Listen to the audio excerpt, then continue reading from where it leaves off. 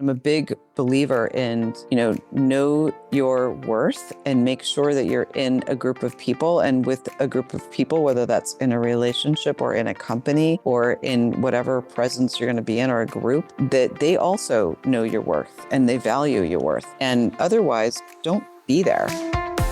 Hi, everyone, and welcome to Path Found, the podcast about the real, messy, unexpected journeys that lead us to the work we love. I'm Monica Argandonia, and every week I talk with someone whose story proves there's no single right way to build a meaningful life. Today on Path Found, I sit down with someone who embodies grit, curiosity, and the confidence to walk into any room, whether or not she was invited. And this conversation is especially meaningful because Vikki and I actually grew up together. We went to elementary and middle school side by side long before either of us knew where life would take us. Vikki grew up in Los Angeles County, raised by parents whose work ethic shaped everything she became. She started her career in tech before tech was even a thing, when it was just starting to take shape, rolling out personal computers at Northrop Grumman, troubleshooting hardware, and becoming one of the only women in the room. From there, she helped build early startup culture in Los Angeles and sold 2 of those startups to Yahoo and Microsoft. Today, she leads the largest business unit at Upland Software, guiding customer success, engineering teams, and the next generation of tech talent. In this conversation, Vikki shares the 3 principles that carried her through every stage of her career. Find what interests you, work harder than anyone around you, and be a positive influence. We talk about ambition, mentorship, navigating male-dominated spaces, and knowing your worth, plus the story of her dad, a butcher who could fix anything, and how following him around the house gave her the confidence to take apart computers at work. This is a story about finding what you're good at, working hard to get better, and refusing to play the not it game. Here is Vikki Yaller Radow. So I am super excited to be here today with you, Vikki. Out of all my guests, I have known you the longest since elementary school,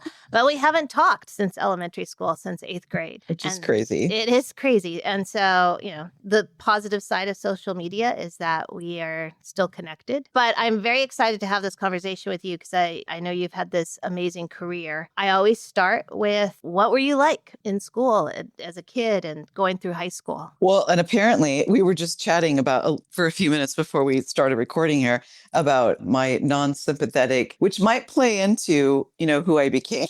But Monica was saying that for context, for those that are listening, that apparently there was an issue on the field at recess, and somebody had hurt her arm, and I was like, "Oh, shake it off, let's go, you're fine." Meanwhile, it was legitimately broken. I was like, "Vikki, it hurts." You're like, "Nah, tough it up."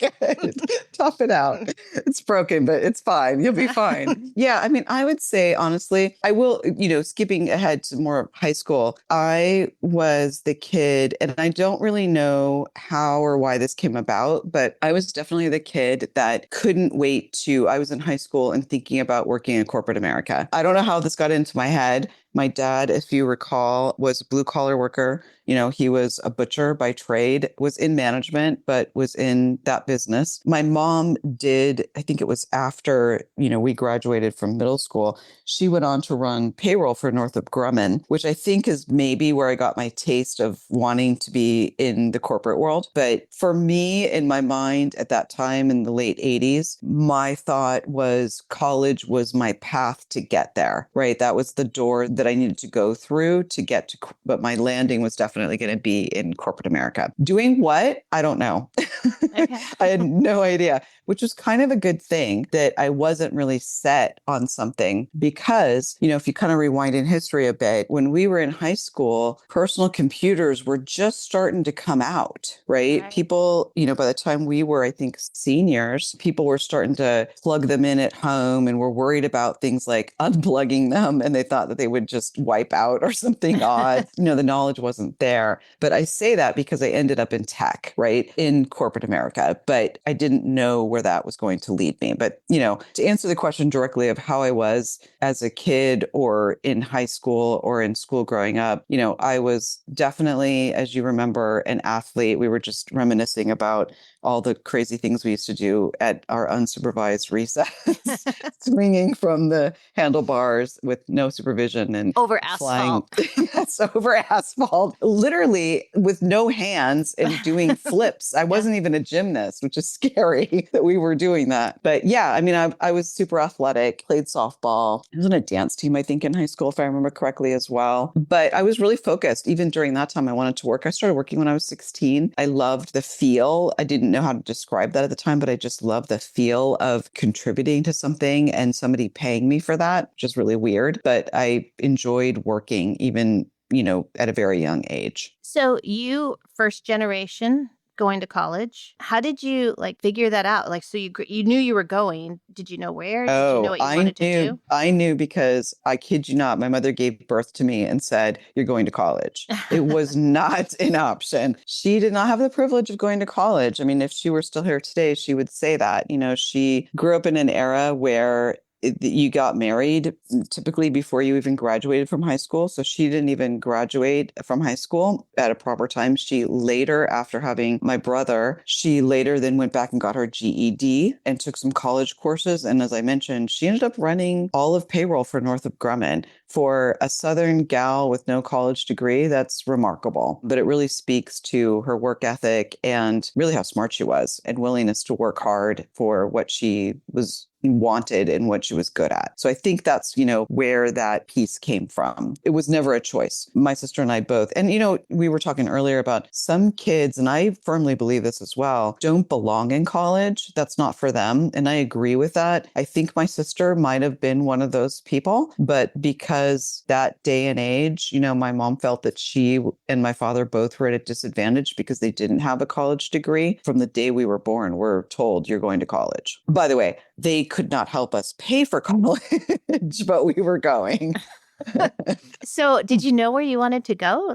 How did you choose a college? I had no idea. So, I went to school all through after being together with you at Annunciation, which is a private school. I went through LAUSD for the most of my schooling and education. And when I compare my education, this is, not the best, but that I had at LAUSD and the resources compared to my husband, who grew up in New York, and the counselors and the things, he also is first generation. It's remarkable how different it was. So I don't know if that had to do with, maybe I was a little more shy than he was, and I didn't make the relationships or forge the relationships with my professors and the counselors and whatnot, but I didn't have the same help that he did. So I knew a few things when I was graduating high school. I knew that my parents couldn't afford and weren't going to be able to spend much to send me to school. I also knew things like state schools at the time. If your GPA was high enough, you didn't have to worry about your SAT score. I don't know if you remember those days, but that was happening as well. So I had a few factors of things that were going into it. Like I said, I knew I wanted to be in corporate America. So I knew I wanted to be in business, but that's kind of all I knew, right? So I, at the time, decided to apply to Cal Poly Pomona. It fit kind of all my criteria, right? It was a state school, not super expensive. I could probably get a part-time job. At the time in high school, I worked for Clinique Cosmetics and made decent money. So I figured, okay, well, my parents can probably help supplement some of the courses if I lived at home. And so that was my original plan. I did go to Cal Poly, I think, for about a year or so. My mom was working at the time at Northrop Grumman, as I mentioned. And she came to me and said, "Hey, they have a program. If you go to work full time at Northrop Grumman, they'll pay for your college. So long as you get, an A average, which I had, they'll reimburse you 100%. Like B's were 90% or whatever." So I said, well, that's interesting. I don't know exactly how I'm going to swing that, but I was already working quite a bit to pay for Cal Poly. So that's what I ended up doing. So I didn't have a traditional college experience. I got a lot of my true life experience, frankly, through working at Northrop Grumman full time and taking classes. I ended up going to Laverne University, transferred to there because it was just easier to get the courses so I could finally graduate. But I worked pretty much full time all through my college experience. Again, I knew I wanted to be in business. I was working towards a business degree. I didn't know exactly what I wanted to do.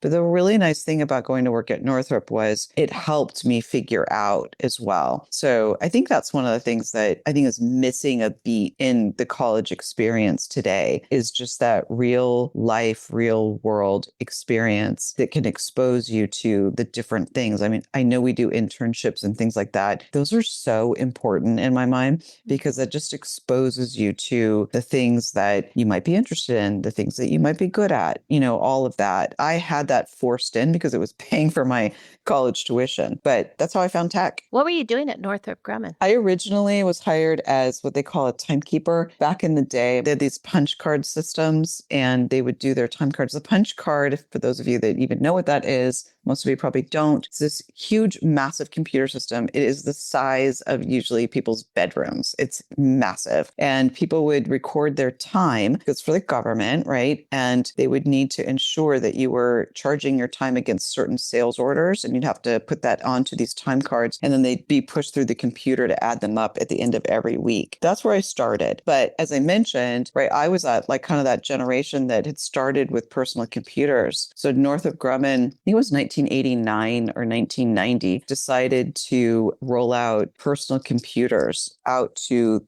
people's desktops, only a few in each department. So they were moving not really away from mainframes, but they were taking some folks that were doing some things on mainframes and putting them on personal computers. I had the experience. And so I raised my hand and said, I know what a personal computer is. I can help with that. And my tech journey began.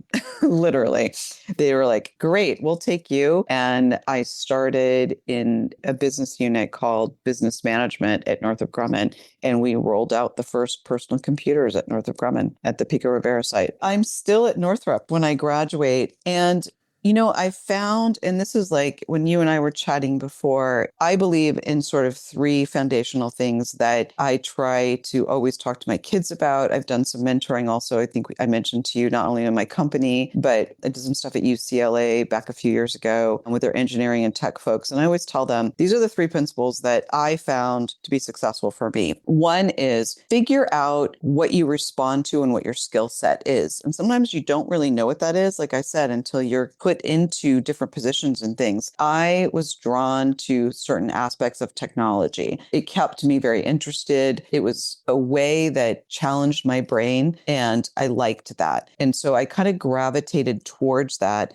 but I was also really good at certain aspects of it, troubleshooting it, but there was the other people side of it as well. I was also helping people with those personal computers. And so I started to think about okay, what could I do with this, right? And so as we rolled out all those computers, I started naturally doing desktop support. And then desktop support led me into doing things. It just piqued my interest and my skill set. And I was the only female, by the way, who found this to be interesting, but it was the actual technology side of it. So I wanted to like rip apart the inside of that desktop computer and look at it and see what was going on. We were replacing, it was minor stuff at the time, but replacing memory, swapping out hard drives. Mm-hmm. But that to me was fascinating. So that's one of my first, foundational things is like, find out what you're interested in, what you are good at. Some people will tell you, and I think this is true, follow the things that you're passionate about, and then you'll become an expert in them. And I think there is some truth to that. But for my personal story, it was really more about, I found things that were interesting to me. And then I also happened to be good at them, right? And maybe, right. I don't know, it was like the chicken and the egg. Was I interested because I was good at it and nobody else was at the time and it was so new? Or was it just simply that I was interested enough in it and therefore I became passionate about it? I'm not sure. And then I became good at it. But that's kind of what one thing led to the other. So then I started doing desktop support, started learning the hardware side of it. And then I started learning the network side of it. And it just kind of bled out from there. After I graduated, I was still at Northrop Grumman. I spent about 5 or 6 years doing all of that and learning all of that, just taking in as much as I possibly could. As I said, it was mostly male dominated. Some of the desktop support and training stuff still had, females. It was more female dominant. But the stuff that I I was good at that, but I was most interested in was that like, how does this networking stuff work? How does, all of that stuff? So then I started looking for a job after about 5 or 6 years, and I ended up going to work for Viacom, and specifically Showtime Networks. And Viacom and MTV were opening up their West Coast presence, and they needed somebody that was just on site to do a little bit of everything with tech, with these personal computers. So they just wanted a person that was personable, that was technical, could do some desktop support, software support, but also do some, I'll say like easy enough hardware stuff, could swap out pieces of hardware, do some troubleshooting, whether that was memory or, like I said, hard drives or all that stuff I had been doing. So I was like, yeah, sure, great. So I took that job, and we were at the time opening up their Westwood office for Showtime. And then we opened up an office in Santa Monica for MTV and Nickelodeon. And I stayed with that group for about 5 years. And I just was like a sponge. I was kind of all over the place, where I was a manager, and we managed these groups of folks that were at these different sites doing all these different things in tech. Now, we had network operation people, right? Email folks. And so I was working with all of those folks and just learning truly as much as I could. During that time, the .com frenzy started, and I kind of got the bug because I'd been at Viacom at that point for about 5 years. And I thought, well, I've been in corporate America now for 10 years, like big behemoths. I wonder what a startup would be like. I mean, I swung hard the other way because I really, really enjoyed the work, but I didn't enjoy a lot of the red tape at those large companies. And I respect and understand the need for red tape, right? And process and order. I am more operational and process oriented than most, but I really loved the idea of just being able to make a direct impact and without all the red tape and so forth. And so one of my guy friends had said, there's a bunch of tech in LA at the time that was starting up. You should look into one of those startups. And then that started. So you're at the forefront. I mean, this is MTV and even Viacom. And yes, I mean, it must have been a lot of people not knowing what was going on and what they're doing. I mean, the opportunities must have been incredible. The opportunities were incredible. I'm going to be frank with you, though. It was tough being a female. I'm not going to lie. That was really hard because at the time, like just to give you a taste of what the era was like at Northrop when I worked there, remember in tech, I was required to still wear pantyhose and dresses every day, which is to me is just archaic. But you're right. There was a lot of opportunity and a lot of just so much to learn, and so much was happening, and it was changing so quickly. Even, what people knew about the internet. Like when I tell people today where I work now, they laugh because, I'll say something like, well, I helped start one of the first social media companies. And they're like, what? I'm like, yeah, like it's not the social media companies that you know today, but I helped start this company called GeoCities, way back in the day. And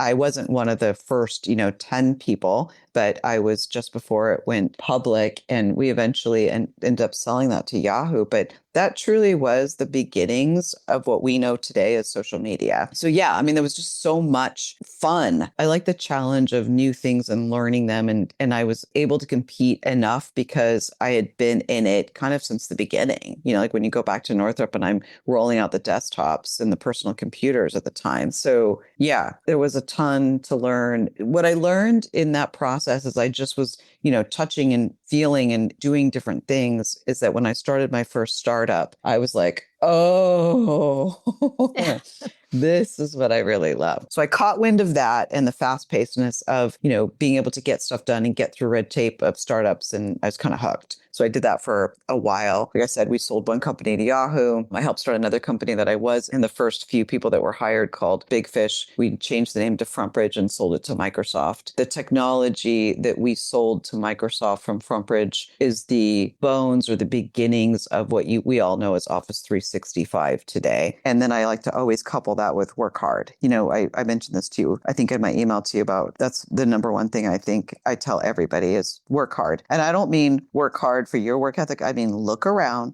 and you work harder than everybody else around you. That's key. But you enjoyed it. I loved it. So that makes a difference. But That's why step one is, right, find what you're good at and find what you love. So at GeoCities, we ended up servicing, it was like 1.2 million customers through the internet. So I took a job managing customer service for that tech support company. Got it. And my biggest challenge, and again, like I loved a challenge, right? They were like, yeah, we have all these customers and we only have a few reps. The gal who started out reading literally pieces of mail to the company, she started getting on the computer and customers were sending in emails with questions and she started answering those. So we had a couple reps like that were just, but they couldn't keep up with, it turned into, like I said, 1.2 million users. They couldn't keep up with the number of questions that were coming in to be able to answer them in a timely manner. So I came up with a function before there was even technology to do this, but where questions would come in and we would classify them based on the type of question and come up with some basic answers.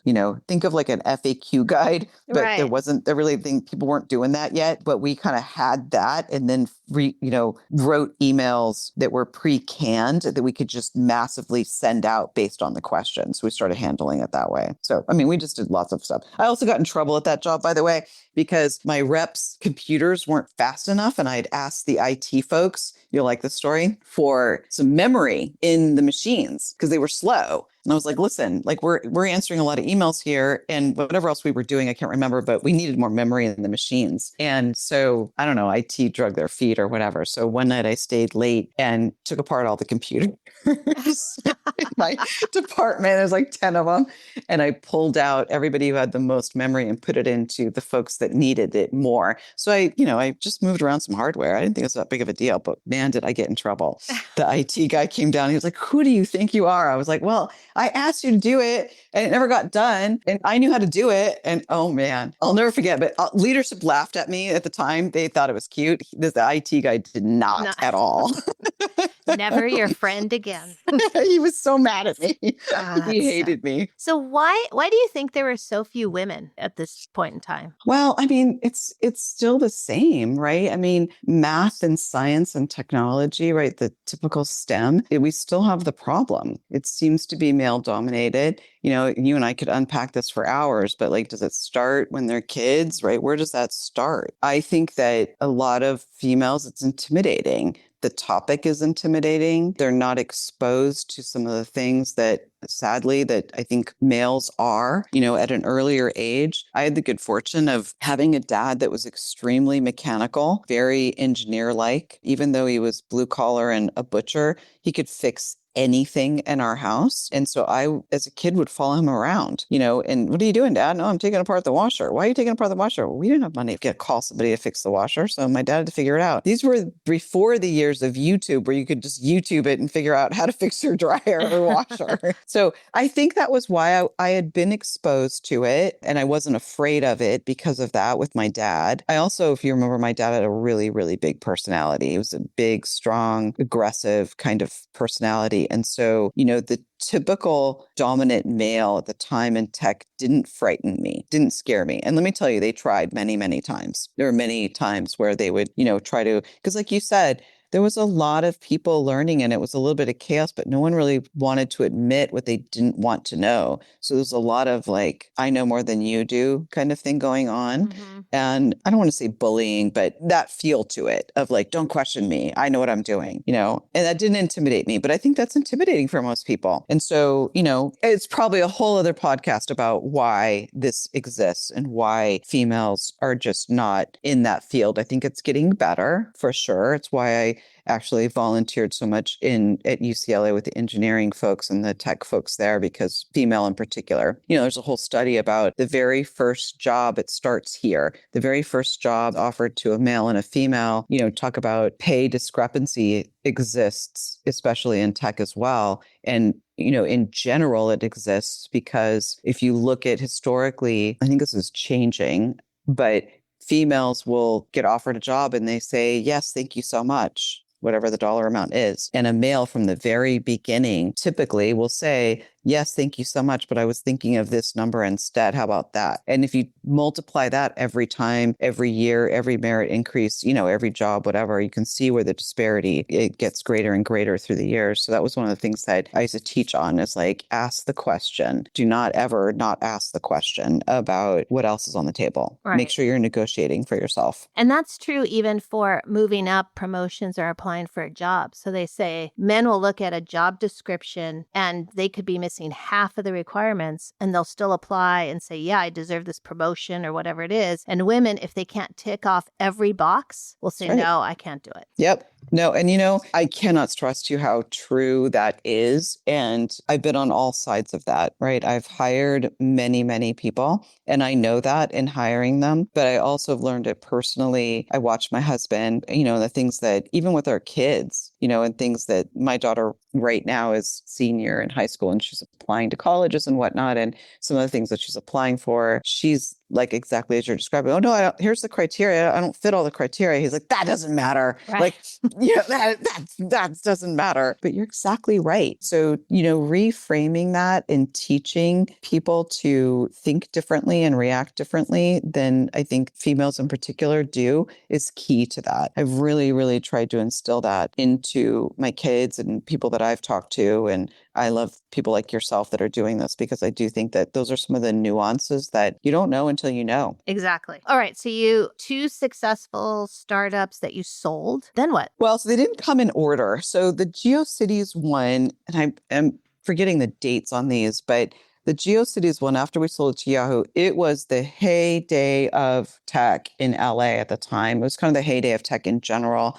But by the time we sold that company, there were startups popping up everywhere. I think it was around 1999 or so, 1988. And in LA, if you had been in a startup, or especially one that you had sold, you were a hot commodity. So I had literally my choice of jobs at that point, anywhere in LA of what I wanted to do. So I did a few startups like that. And so I sold FrontBridge. We sold that to Microsoft. I worked for Microsoft in the transition team for about a year. And then I laughed and said, I think I'm going to retire. I think this is good. I'm going to end on a good note here, right?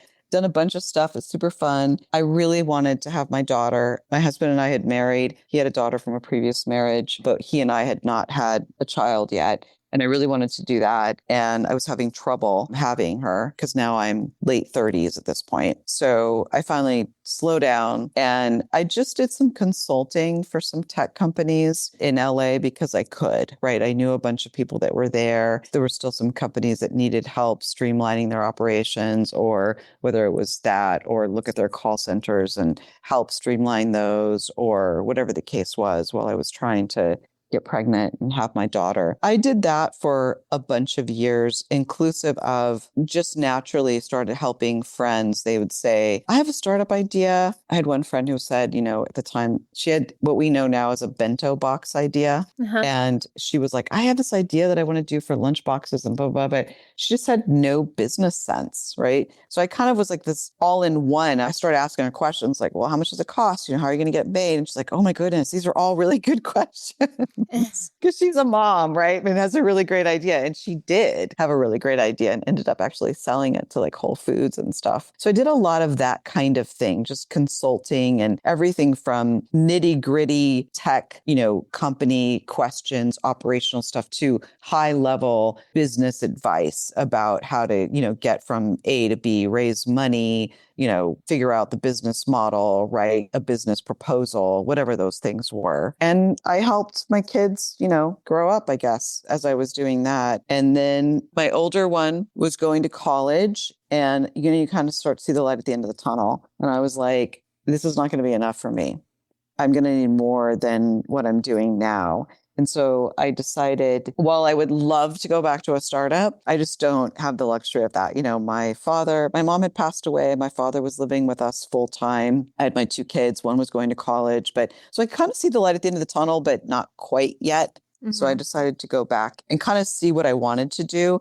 I mean, I was kind of all over the map on like, do I want to start my own true consulting company, that's tech oriented or business oriented, or do I want to go back in house? Do I want to work for a behemoth company again? But I found this company in my search and my quest to find something that's a mid-sized public company. And their business model was they bought about 30 different startups and put them all under the same umbrella. It's called Upland Software.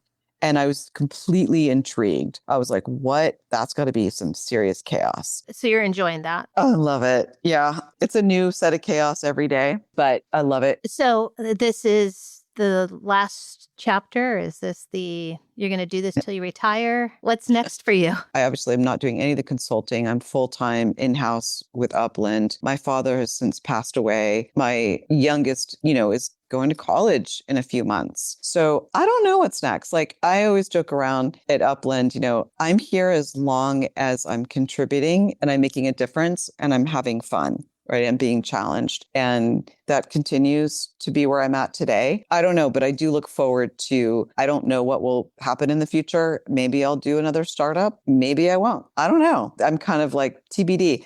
Here's what I do know. I want to keep doing things that challenge me and interest me and that I'm good at. I want to have the ability to work hard. I don't want to work in a place where people aren't working hard. That to me is really important. And also, I love a positive environment. Like to me, those are like the magic triangle of things, being that positive. And there's a lot of negative things that happen every day in our world, everything, no matter what industry you're in. But the culture and the environment around me and being a positive impact into that is really important to me as well. So if I can do those three things until I retire, wherever it is, I'll be super happy. So earlier on, you said there were 3 foundational things. And the first one was, build on your skill set, like figure out what you're good at and pursue that.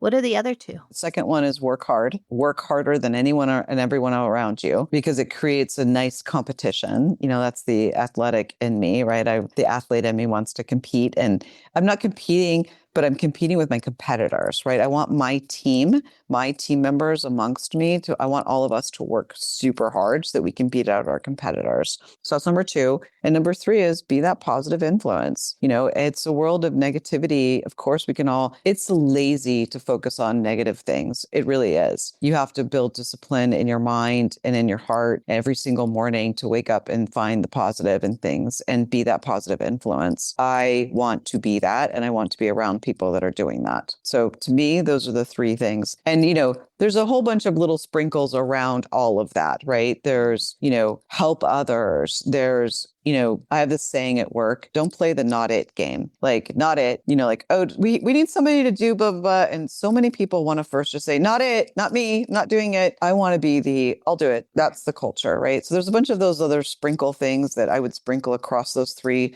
foundations. But for me, where I found the most success is abiding by those 3 things. Did you have people who, how did you know that? Or was that, do you think, instinctual? Did you have mentors? Were there people you looked up to that, hey, I want to be like that person? I wish I could say that it's actually why when you reached out and said that you were doing some of the mentoring stuff that you're doing, I love that because I did not have a mentor at all. As you can imagine, being a female in tech, who's going to mentor me, right? So I was either, people were either annoyed by me or intimidated by me. And there weren't a lot of other females to, come alongside of me. So I didn't have that. My biggest mentor was probably both my parents. My mom, as I said, ran payroll for all of Northrop Grumman, also a female in finance without a high school degree. I mean, somebody works their ass off, right? Somebody clearly is a hard worker and knows how to get along with people. Their work ethics, both of them were outstanding. I definitely got that from them.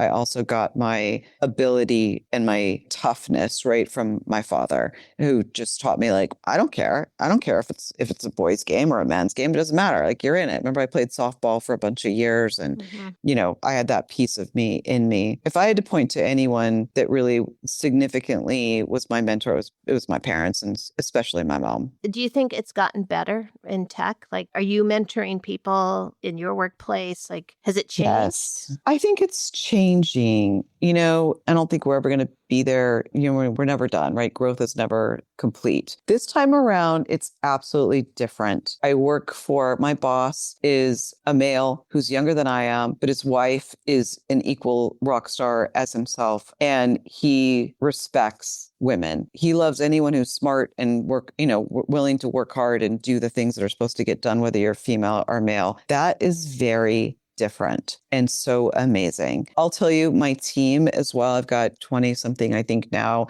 that report in to me, but my team will also tell you that one of my greatest strengths is my team building and just pouring into them. It's also a little bit of the startup in me, but I like to match up what are the needs in the group. What are the skill set of people that I have and where do they want to go in their career and how do I put all that together? It's like a puzzle, right? So I'm always talking to my team members about where you want to go. What do you want to do? What are the things that you're looking around that you're interested in? Let's try you out with that. I've got some, and how do I make that fit into what the team needs overall? So I do a ton of that as well. And as you know, I volunteered, at UCLA for a while in their program until I moved to Nashville. So I think it's getting better. I will tell you this though, I sit on a leadership team and it's still male dominated in a tech company.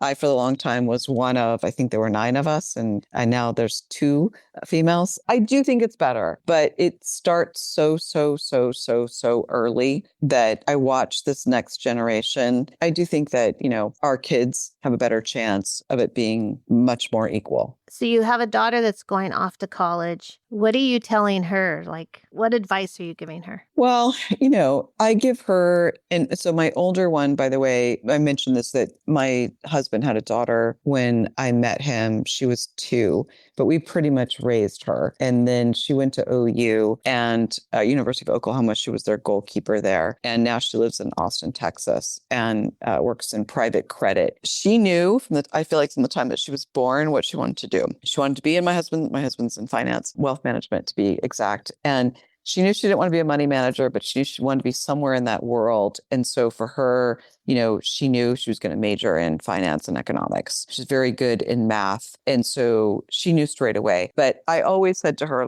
but try things on. I know you've got a busy life with soccer, but do the internships, right? Go into a job. She took her first job at Alliance Bernstein, which was through an internship that she had done. And it wasn't precisely what she wanted, but I gave her the same advice that I tell everyone and that my parents gave me too, is get your foot in the door and look around, do the very best job that you can do at this task that you've been given, and look around and see what else looks interesting to you, and then forge a path to that or figure out how to get to that, which is what she's done. She's been there for, I think, 5 years now. You got to figure it out. There's no way to really know until you start trying it. I had somebody tell me, this is weird, but I had somebody tell me a long time ago, when I was really young, about dating, and at the time it just didn't make sense to me, but I share this with my kids all the time. Dating is like holding up a mirror, and you never think about when you're dating someone or you're in a job, you're constantly worried about what they think about you, right? What do they think about me? Do they like me? Am I doing a good job? Whatever. But you need to make sure that you're looking at yourself in that mirror as well. Do I like this? Do I like what I'm doing?